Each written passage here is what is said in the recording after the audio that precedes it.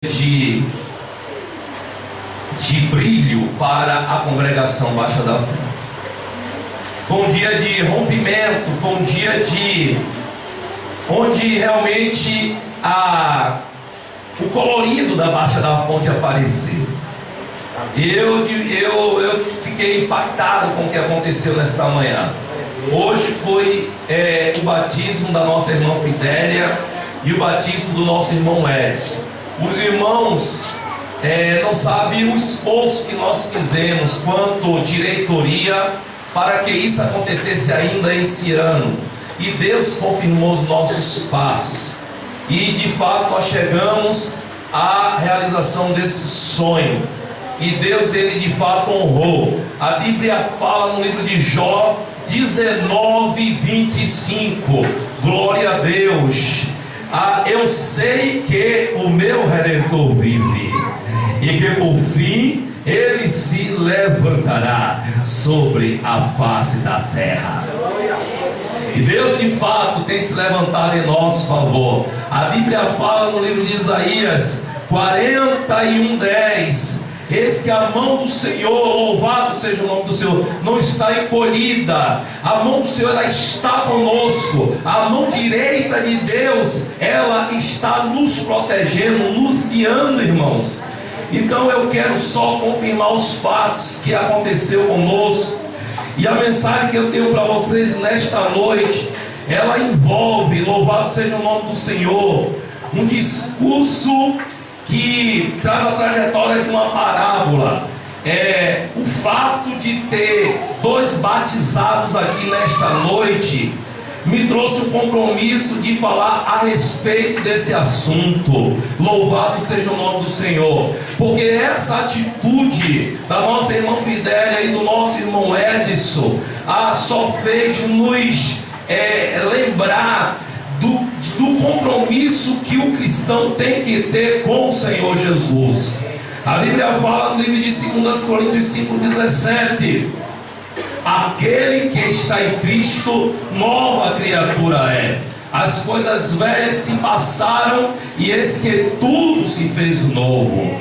Falar em batismo é falar em novo nascimento. Falar em batismo é falar em regeneração. Falar em batismo é falar em transformação. Falar em batismo é falar em compromisso. Falar em batismo é falar em preparação para poder entrar no céu. Louvado seja o nome do Senhor para sempre. Há muitas perguntas que envolvem até mesmo aqueles que já são batizados. Há os mistérios que estão envoltos sobre este comportamento da igreja. Primeiro, o batismo é uma ordenança de Jesus. Os evangélicos não usam o termo sacramento, mas não faz mal usar como sacramento como a igreja católica faz, porque sacramento é uma derivação da palavra sanctus, que vem do latim, que também por sua vez vem da palavra grega, que por sua vez também vem da palavra hebraica chamada kadosh. E nesta noite eu quero explicar aqui a vocês essa confirmação de fé dessas duas pessoas que se dispuseram a descer as águas batismais. Louvado seja o nome do Senhor, porque existe duas ordenanças assim evidente, e que é comportamento da igreja histórica, da igreja do Novo Testamento, e que é praticada por nós até nos dias de hoje. É o batismo e a Santa Ceia. O batismo lhe dá habilitação para participar da Santa Ceia, porque ele confirma a sua fé, confirma a sua profissão de confissão em Jesus Cristo como único e suficiente Salvador. Todo aquele que declara Jesus com seus lábios e crê no coração, automaticamente se desponta ao desejo de descer as águas batismais. A duas coisas que acontecem aí, que foi extraída por Jesus da velha aliança para a nova aliança. Uma coisa eu já expliquei, é a criação do templo, é a criação do ambiente para nos reunirmos, é a criação da igreja física, onde nós congregamos. E a outra coisa que Jesus, ele alimentou vindo da velha aliança, foi justamente o batismo. O batismo, ele foi uma prática exercitada pelo último profeta da velha aliança, chamado João, que nós acrescentamos um sobrenome a ele, que é o João Batista. Na verdade, o sobrenome dele não é Batista, nós que associamos por causa da prática de batismo que ele executava, mas o sobrenome dele não é João Batista. Vale até essa explicação aqui nesta noite.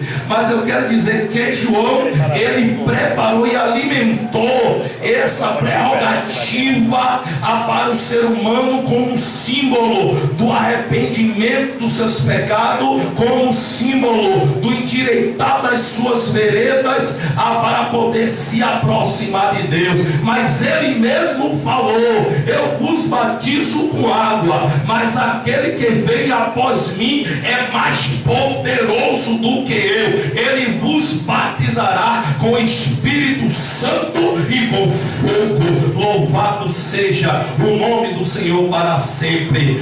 Por que com o Espírito Santo? O batismo de João era um batismo de água, e que representava um compungimento individual da pessoa e arrependimento pela vida pecaminosa que a pessoa tem. A Bíblia fala no livro de Salmo, louvado seja Deus, capítulo 51, versículo de número 5.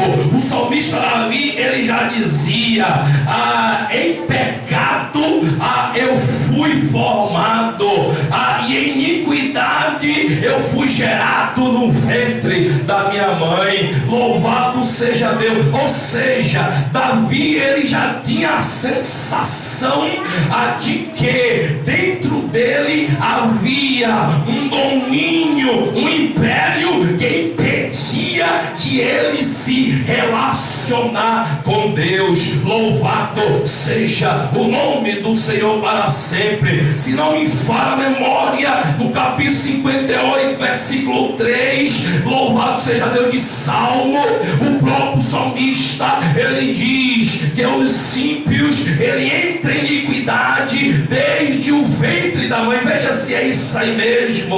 Louvado seja, me ajudem aí, por favor. Salmo 58, versículo de número 3.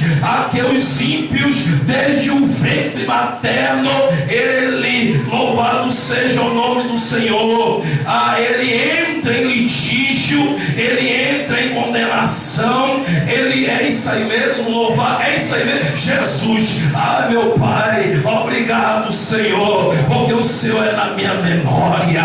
Louvado seja Deus. Mas eu quero ler ipsiliteri, eu quero ler na íntegra, para os irmãos entender a mensagem do batismo nesta noite. Louvado seja o nome do Senhor para sempre. Se a igreja está sentindo a presença de Deus, não fique de boquinha e queixo aberto, não. Comece a glorificar, porque a palavra do Senhor, ela está sendo pregada aqui nesta noite. Deixa-me ver. Alienam-se os ímpios desde a madre. Desde a madre eles entram em guerra, eles andam errado desde que nasceram, proferem mentira assim que nasce, assim que sai da barriga. Ele começa a praticar maldade. E o batismo de João Batista era justamente para aplacar a força desse tipo de pecado. O que eu estou falando aqui é muito sério, mas João Batista, ele disse que depois dele virá um que era mais poderoso. Aleluia. Aí me faz lembrar Salmo 119, verso 13 e 14. Eu aprendi esse versículo na escola dominical. Louvado seja o nome do Senhor. Salmo 119, 13 e 14. Ele diz: entreteceste-me no ventre da minha mãe. Ou seja, o Senhor me formou dentro do ventre da minha mãe. O Senhor, Ele me podou, Ele colocou pontinho por pontinho a partículas celulares individuais em cada seu devido lugar no ventre da mãe. Por isso que Ele fala: entreteceste-me. Entreteceste-me é formando, é executando uma forma, é fazendo um vaso. Louvado seja Deus. Minha neném, fica quieta aí, viu, que eu estou pregando a palavra. Louvado seja o nome do Senhor para sempre. Aí é que eu correspondo à leitura oficial que eu fiz no livro de Mateus 13, 24, a parábola do joio e do trigo. Eu sempre tive curiosidade para interpretar essa mensagem, e hoje, eu estudando para pregar aqui nesta noite, a ficha lá caiu. A Bíblia fala que Jesus, ele propôs uma parábola para aqueles que estavam ouvindo, e disse: o reino dos céus é como o homem que sai a semear. Aí quando ele semeia, faz a obra quando ele dorme, aí quando ele descansa, aí vem o inimigo e semeia o joio no meio do trigo. A gente vai para o momento da criação, quando Deus de fato faz essa semeadura, faz essa lavoura que somos nós. E quando ele delibera a liberdade para o ser humano, o homem dorme, o homem vacila, o homem dá lugar ao diabo. Veio o inimigo e semeou o joio. Semeou o joio o quê? O joio é a tipificação do pecado, e nasce o joio junto com o trigo. Aí você vê, Deus, ele te formou no ventre da mãe, ele te entreteceste, ele te fez de uma forma tão terrível e maravilhosa. Salmo 119, versículo 14. De uma forma maravilhosa eu fui formado, de uma forma tão terrível e maravilhosa eu fui formado. Aí Deus te fez, aí dentro dessa formação, pela natureza humana, estava ali a semente do pecado, estava a força desse joio. Aí diz que veio aqueles servos daquele homem que semeou, e disse: vamos arrancar agora. Aquele homem, com muita sensatez e sabedoria, diz: não, deixa para o momento final, deixe para a última hora, deixe as coisas acontecer, deixe o joio crescer com o trigo, porque eu vou mandar o meu unigênito, o meu único filho, e essas pessoas vão neutralizar a força desse joio, e esse joio, e esse pecado. Pode baixar mais um pouquinho aqui, abençoado, que eu tenho um vozerão muito grande, eu já estou sentindo que é um som muito gostoso. Quiser dar mais um tom aqui, pode baixar um pouquinho só. Cadê o meu sonoplata? Cadê? Eita, só um pouquinho que eu vou falar mais alto. Jesus de Nazaré. Tá bom aí, né? Então vem com os ouvidos aí, os tímpanos, que eu vou agora largar mesmo de com força. Jesus. Eu quero que os irmãos acompanhem meu raciocínio. Você foi formado no ventre da sua mãe. Quem te fez foi Deus. Só que pela inoperância humana foi crescido o joio junto com o ser humano.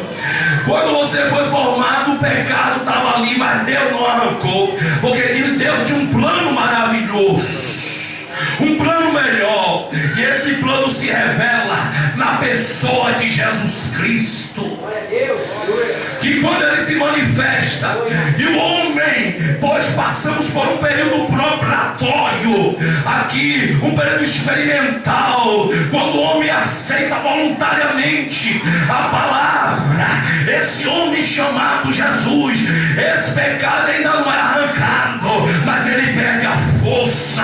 Isso foi tipificado, simbolizado esta manhã, irmão Fidélia, irmão Edson, quando vocês desceram as águas batismais, você estava declarando para o mundo, para os seres humanos, estava declarando para o universo, estava declarando para o céu, para o inferno, que o pecado está em você, mas Jesus, ele tem poder para controlar e neutralizar a ação desse pecado. E eu vou te dizer mais, vai chegar um dia, oh Jesus, que esse pecado não vai ter domínio sobre nós. Quando encontrarmos com ele, aleluia, esse joio não vai mais nos incomodar, esse joio não vai mais perturbar a congregação, esse joio não vai ferir mais a família, porque a família de Deus vai estar completa. Se você crê nesta verdade, levante a mão e comece a glorificar. Deu para entender o que você fez, a sua declaração. Deu para entender, irmão Fidélia, essa sua ação te chamou para uma regeneração em Cristo Jesus. A Bíblia fala no livro de João, capítulo 3, aqui quando Nicodemos foi encontrar com Jesus de novo, ele diz: sei que tu és mestre vindo de Deus, o que eu devo fazer, como eu devo me processar? Jesus foi logo dizendo: é necessário, Nicodemos, nascer de novo. Nicodemos disse para ele: como eu posso nascer de novo? Porventura eu posso entrar no ventre da minha mãe? Que déspota aquele homem, um homem príncipe, um homem tão inteligente. É vergonhoso ele dizer a voltar para o ventre da mãe. Mas Jesus estava falando que era necessário o homem se converter dos pecados, era necessário o homem aceitar o dom de Deus que era Jesus, para que ele tenha a vida eterna, para ser a herança de Deus e receber os benefícios de Deus. A qualidade de filho tem que nascer de novo. E ele diz que esse nascimento é dado pela água e pelo Espírito. A Bíblia fala no livro de Tito, capítulo 3, verso 4 e verso 5: louvado seja o nome do Senhor, que esta lavagem nós recebemos dele, é a lavagem da regeneração e da renovação pelo Espírito de Deus. Tito capítulo 3, versículo de número 4: louvado seja o nome do Senhor para sempre.